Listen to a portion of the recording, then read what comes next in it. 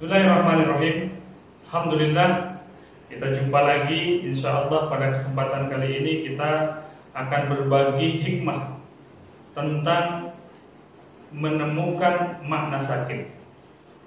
Pada kesempatan kali ini saya akan berbagi kisah tentang seorang ibu yang usianya 45 tahun.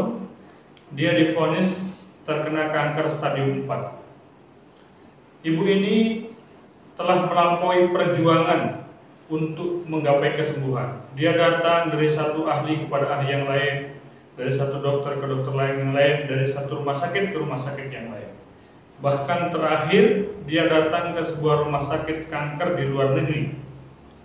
Ternyata hasil dari diagnosa para ahli tersebut menyatakan bahwa sel kanker yang ada di dalam tubuhnya itu sudah terlampau hebat menggerogoti tubuhnya sehingga tidak mungkin untuk disembuhkan.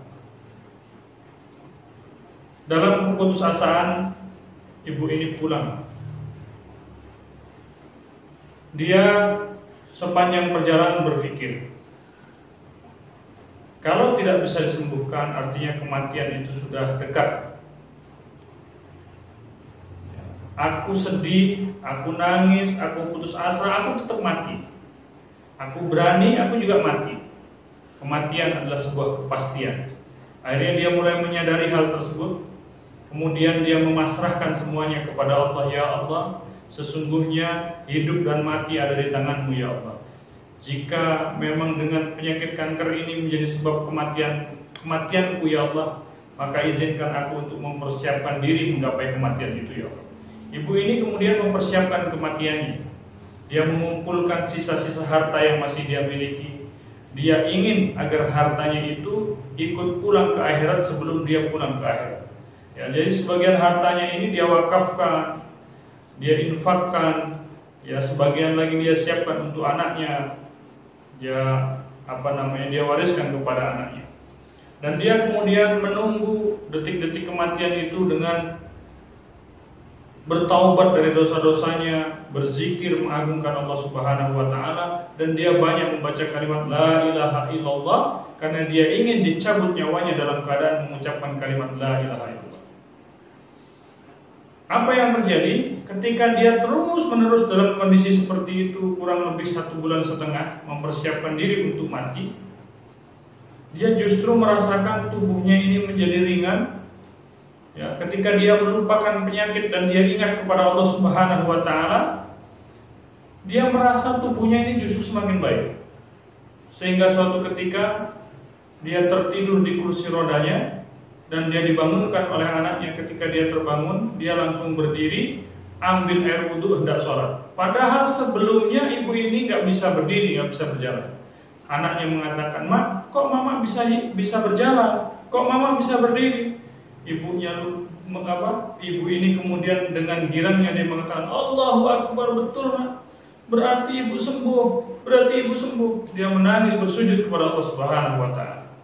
Kemudian ketika dia cek ulang, ya, ternyata dinyatakan bahwa sel kanker yang ada di dalam tubuhnya itu sudah mati semua.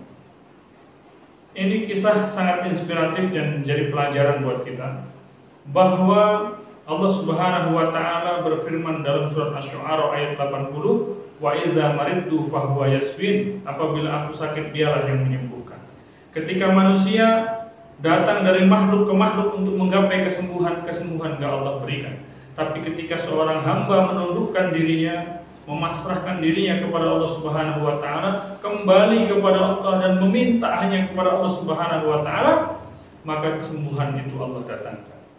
Saudara-saudaraku yang dirahmati Allah Subhanahu wa taala, sekali lagi kami pesankan jangan pernah takut dengan penyakit, karena penyakit itu tidak bisa mencabut nyawa.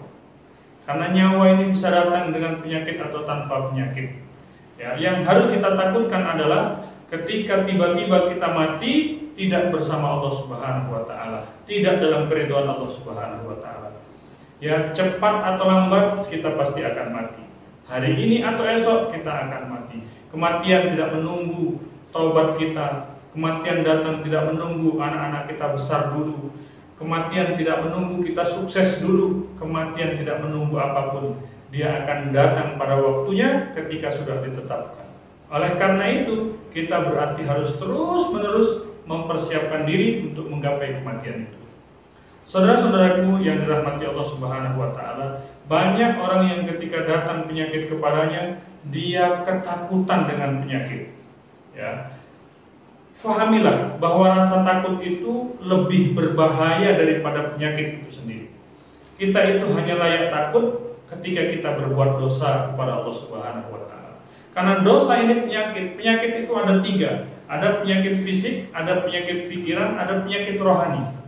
Dan yang paling berat di antara ketiganya adalah penyakit rohani, yaitu kehilangan rasa takut kepada Allah Subhanahu wa taala. Kehilangan keyakinan, kehilangan iman kepada Allah Subhanahu wa taala.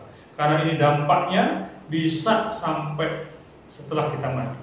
Tapi meskipun tubuh kita digerogoti penyakit, kita sedang sakit dan kita mati dengan penyakit tersebut, kalau hati kita bersama Allah, kalau iman ada di dalam hati, kalau Islam tidak kita lepaskan, maka kita mati dalam kemuliaan.